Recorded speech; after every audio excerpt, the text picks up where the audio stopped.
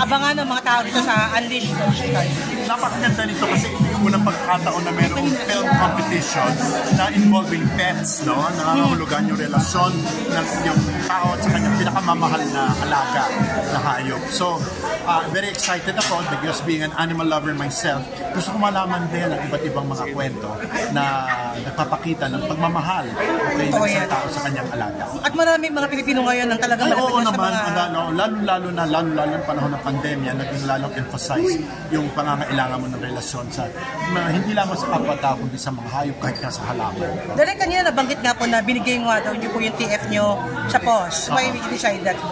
Why did I decide that? Kasi naniniwala ako sa ginagawa ng POS. There was a time na umampon ako ng 2 aspins doon at kung makikita mo yung kanilang pagmamalasakit, lalo-lalo na yung gastos nila para kunin lahat itong mga gumagala ng mga aso, stray cats and dogs. Pati mga kung ano pang mga manok meron doon ma-appreciate mo yung effort na binibigay nila. So, sabi ko, yung talent ko, i-donate ko na lang parang lalo kang makatulong. Lalo kang makatulong sa mga tao na tumutulong din at nag-aalaga ng mga hayop. Direct sa mga nangyayari kasi, no, may mga dinikit ng buhay ng mga hayop, sinasaktan. Sa palagay ba nyo, kulang pa yung pangil ng bata sa kanila? Ay, oo.